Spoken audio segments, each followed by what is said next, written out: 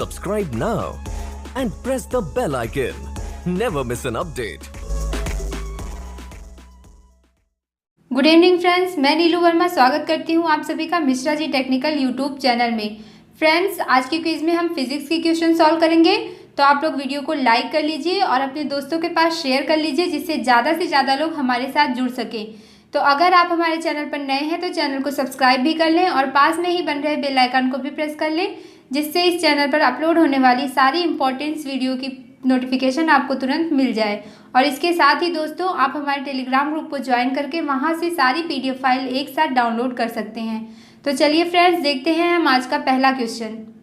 पहला क्वेश्चन है, यंग प्रत्यास्थता गुणांक का एसआई मात्रक क्या है। ठीक है, यंग प्रत्यास्थता गुणांक का एसआई मात्रक बताना है आपको। तो फटाफट आप लोग कमेंट करिए, इसमें राइट आंसर क्या हो जाएगा। तो इसका राइट आंसर हो जाएगा न्यूटन पर मीटर स्क्वायर, यानी कि आपका ऑप्शन सी सही होगा। अब इसमें जो अदर तीन ऑप्शन है इनके बारे में भी जान लीजिए आप लोग। तो पहला ऑप्शन है न्यूटन, ये किसका मात्रक होता है, ये होता है बल का मात्रक। दूसरा ऑप्शन है न्यूटन मीटर, ये किसका मात्रक होता है, ये होता है कार्य का मात्रक। कार्य का मात्रक न्यूटन मीटर होता है, जिसको हम जूल भी कहते हैं। और चौथा ऑप्शन है न्यूटन सेकेंड, तो न्यूटन सेकेंड किसका मात्रक होता है, ये होता है आवेग का मात्रक। चलिए आगे देखते हैं अगला क्वेश्चन। 1 किलोग्राम राशि का वजन कितना होता है। 1 किलोग्राम राशि का वजन कितना होता है, फटाफट कमेंट करिए, राइट आंसर क्या हो जाएगा इसमें। तो इसमें राइट आंसर हो जाएगा 9.8 न्यूटन, यानी कि इसमें आपका ऑप्शन सी सही होगा।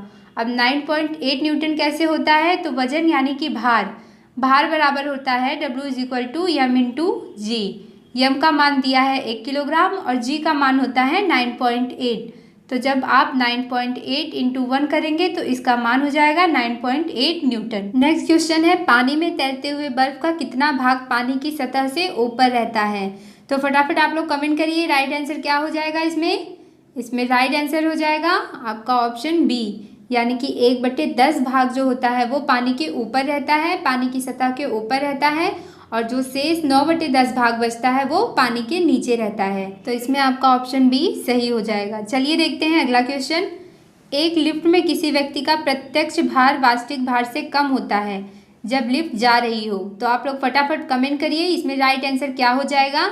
एक लिफ्ट में किसी व्यक्ति का प्रत्यक्ष भार वास्तविक भार से कम होता है, कब कम होता है, जब लिफ्ट जा रही हो एक समान त्वरण से ऊपर नीचे या फिर समान गति से ऊपर नीचे। फटाफट कमेंट करिए, राइट आंसर क्या हो जाएगा इसमें। तो इसमें राइट आंसर हो जाएगा ऑप्शन बी, यानी कि जब लिफ्ट एक समान त्वरण से नीचे जाती है तब लिफ्ट में जो भी व्यक्ति होता है उसका प्रत्यक्ष भार वास्तविक भार से कम होता है। अब कभी कभी आप लोग को ये भी क्वेश्चन देखने को मिलता है कि अगर लिफ्ट की रस्सी टूट जाए तो लिफ्ट में जो व्यक्ति होता है उसको कैसा महसूस होता है। तो उस समय उसको भारहीनता महसूस होती है, यानी उसका भार उस समय शून्य महसूस होता है उसे। चलिए अगला क्वेश्चन देखते हैं। ध्वनि तरंगे किसके कारण प्रतिध्वनि उत्पन्न करती हैं। ध्वनि तरंगे किसके कारण प्रतिध्वनि यानी कि इको उत्पन्न करती हैं, फटाफट कमेंट करिए। तो इसमें राइट आंसर क्या हो जाएगा, इसमें राइट आंसर हो जाएगा ऑप्शन बी, यानी कि जो ध्वनि तरंगे होती हैं वो परावर्तन के कारण प्रतिध्वनि उत्पन्न करती हैं। फ्रेंड्स, अब परावर्तन क्या होता है इसे भी आप लोग जान लीजिए। तो जब ध्वनि एक माध्यम से चलकर दूसरे माध्यम के पृष्ठ से टकराकर वापस लौट आती है तो उसे ही कहते हैं परावर्तन, यानी कि रिफ्लेक्शन। रिफ्लेक्शन आप लोगों ने लाइट वाले चैप्टर में भी पढ़ा होगा, लाइट में भी रिफ्लेक्शन होता है और ध्वनि का भी रिफ्लेक्शन होता है। अब अपवर्तन क्या है, तो अपवर्तन फ्रेंड्स, जब ध्वनि एक माध्यम से दूसरे माध्यम में जाती है तो वो अपने पथ से थोड़ा सा विचलित हो जाती है, ज़्यादा नहीं थोड़ा सा विचलित हो जाती है, तो इसे ही हम कहते हैं अपवर्तन। और विवर्तन क्या है, तो विवर्तन, ध्वनि की तरंग दैर्घ्य 1 मीटर की कोटि की होती है और जब इसी कोटि का कोई अवरोध ध्वनि के मार्ग में आता है तो ध्वनि अवरोध के किनारे से मुड़कर चली जाती है। ठीक है, इसे ही कहते हैं हम विवर्तन। तो चलिए फ्रेंड्स आगे देखते हैं हम अगला क्वेश्चन। ऊष्मागतिकी का प्रथम नियम किस अवधारणा की पुष्टि करता है। ऊष्मागतिकी का प्रथम नियम किस अवधारणा की पुष्टि करता है। तो फटाफट आप लोग कमेंट करिए, इसमें राइट आंसर क्या हो जाएगा। इसमें राइट आंसर हो जाएगा ऊर्जा संरक्षण, यानी कि आपका ऑप्शन ए सही होगा। तो फ्रेंड्स, ऊर्जा संरक्षण का नियम क्या है, इस नियम के अकॉर्डिंग ऊर्जा कभी भी नष्ट नहीं होती है, वो बस एक रूप से दूसरे रूप में परिवर्तित हो जाती है। आइए अब हम देख लेते हैं ऊष्मागतिकी का प्रथम नियम क्या है। तो इस नियम के अनुसार किसी निकाय को दी जाने वाली ऊष्मा जो होती है वो 2 प्रकार के कार्यों में खर्च होती है। पहला होता है आंतरिक ऊर्जा को वृद्धि करने में और दूसरा होता है बाह्य कार्य करने में। ठीक है, पहला क्या है, आंतरिक ऊर्जा की वृद्धि करने में और दूसरा होता है बाह्य कार्य करने में। फ्रेंड्स, अगर हम आंतरिक ऊर्जा की वृद्धि को डेल यू से इंडिकेट करें और बाह्य कार्य को डब्ल्यू से इंडिकेट करें तो टोटल ऊष्मा क्या हो जाएगी, Q इज इक्वल टू हो जाएगा डेल यू प्लस डब्ल्यू। ठीक है, डेल यू प्लस डब्ल्यू।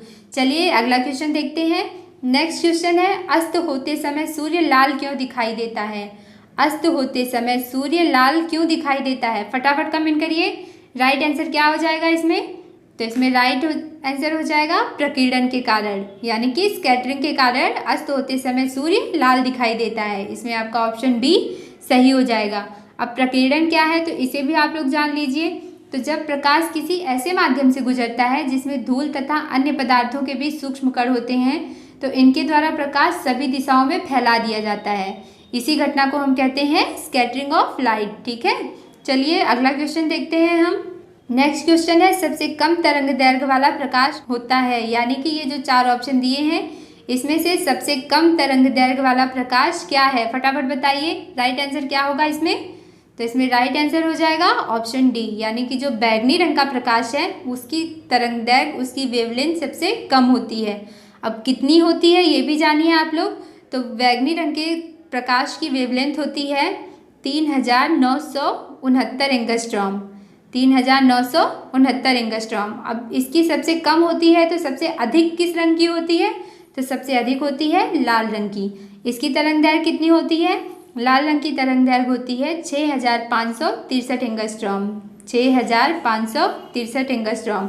अब पीला, नीला, इनकी भी तरंग दैर्घ्य आप लोग जान लीजिए। तो पीले रंग की तरंग दैर्घ्य होती है 5893 एंगस्ट्रॉम, 5893 एंगस्ट्रॉम और नीले रंग की तरंग दैर्घ्य होती है 4861 एंगस्ट्रॉम। चलिए फ्रेंड्स अगला क्वेश्चन देखते हैं। नेक्स्ट क्वेश्चन है, प्रत्यावर्ती धारा यानी AC को DC में परिवर्तित करने वाली युक्ति को क्या कहते हैं? वह डिवाइस जो AC को DC में परिवर्तित करती है क्या कहलाती है? फटाफट कमेंट करिए, बहुत ही इजी क्वेश्चन है ये। तो इसमें राइट आंसर हो जाएगा आपका ऑप्शन सी, यानी कि रेक्टिफायर एक ऐसी डिवाइस है जो AC को DC में कन्वर्ट करती है। फ्रेंड्स, प्योर DC नहीं होता है, वो पल्सेटिंग DC होता है। ठीक है, अब ट्रांसफार्मर, इन्वर्टर और ट्रांसमीटर, तो ये भी जान लीजिए आप लोग, ये क्या कार्य करता है।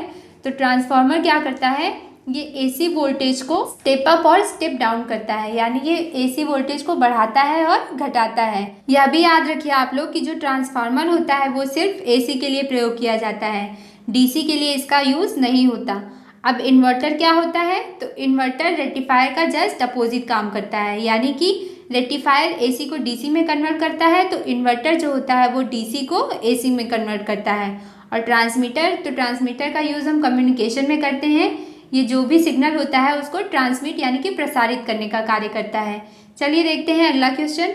नेक्स्ट क्वेश्चन है, यदि 3 ओम और 6 ओम के प्रतिरोध को समांतर क्रम में जोड़ा जाए तो संपूर्ण प्रतिरोध क्या होगा? बताइए क्या होगा इसमें? राइट आंसर बहुत ईजी है ये। अगर 3 ओम और 6 ओम के प्रतिरोध को समांतर यानी कि पैरेलल में जोड़ा जाए तो संपूर्ण प्रतिरोध क्या होगा? तो इसमें राइट आंसर हो जाएगा आपका ऑप्शन सी, यानी कि 2 ओम। अब पैरेलल में जोड़ते कैसे हैं? तो आपको सीधे सीधे कर देना है 1/3 प्लस 1/6। जब आप इसको सॉल्व करेंगे तो आपका आंसर आ जाएगा 2 ओम। चलिए अगला क्वेश्चन देखते हैं। लेंज का नियम निम्नलिखित में से किसके लिए आवश्यक है? लेंज का नियम निम्नलिखित में से किसके लिए आवश्यक है? ऊर्जा संरक्षण, रेखीय संवेग संरक्षण, द्रव्यमान का संरक्षण या फिर कोणीय संवेग संरक्षण। तो राइट आंसर क्या हो जाएगा इसमें? ऑप्शन ए, ऊर्जा संरक्षण। चलिए देखते हैं हम अगला क्वेश्चन। नाभिक का आकार कितना होता है? नाभिक का आकार कितना होता है? फटाफट कमेंट करिए, नाभिक का आकार कितना होता है? तो नाभिक का आकार होता है 10⁻⁻15 मीटर। नाभिक का आकार होता है 10⁻⁻15 मीटर।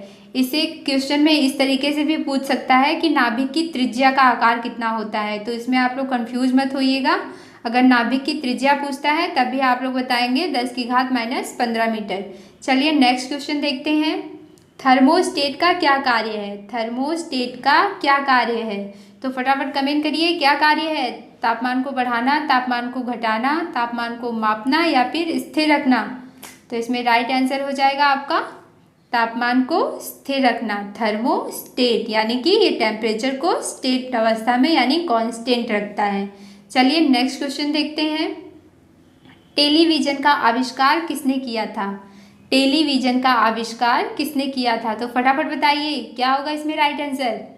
इसमें राइट आंसर हो जाएगा ऑप्शन ए, जे.एल. बेयर ने किया था टेलीविज़न का आविष्कार। अब जो अदर ऑप्शन है इनके बारे में भी आप लोग जान लीजिए। तो एडिसन ने किसका आविष्कार किया था? एडिसन ने किया था ग्रामोफोन का आविष्कार, ग्राहम बेल ने किया था टेलीफोन का आविष्कार और ऑस्टिन ने किया था मोटर कार का आविष्कार। तो चलिए फ्रेंड्स अगला क्वेश्चन देखते हैं। नेक्स्ट क्वेश्चन है, मेघाच्छादित रातें स्वच्छ रातों की तुलना में किसके कारण से अधिक गर्म होती हैं? मेघाच्छादित रातें स्वच्छ रातों की तुलना में किसके कारण से अधिक गर्म होती हैं? फटाफट कमेंट करिए किसके कारण अधिक गर्म होती हैं। तो इसमें राइट आंसर हो जाएगा आपका ऑप्शन डी, स्थलीय विकिरण। ठीक है, इसमें राइट आंसर होगा स्थलीय विकिरण। तो फ्रेंड्स आज की क्विज में हमने फिजिक्स के क्वेश्चन सॉल्व किए हैं। वीडियो कैसी लगी आपको हमें कमेंट करके ज़रूर बताइए और इसके साथ ही फ्रेंड्स आप लोग अपने स्कोर कमेंट करना ना भूला करिए, ये बहुत ही इम्पॉर्टेंट है। अगर आप कोई भी क्विज सॉल्व कर रहे हैं तो आपको ज़रूर बताना चाहिए कि आपके कितने मार्क्स आ रहे हैं, आप कितने क्वेश्चन सॉल्व कर पा रहे हैं।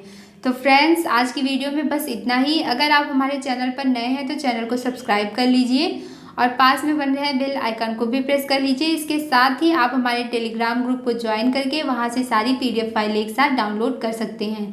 तो आज के लिए बस इतना ही, कल फिर मिलेंगे नए सब्जेक्ट की नई क्विज के साथ सेम टाइम पर। तब तक आप लोग अपना ख्याल रखिए, bye bye. Subscribe now and press the bell icon. Never miss an update.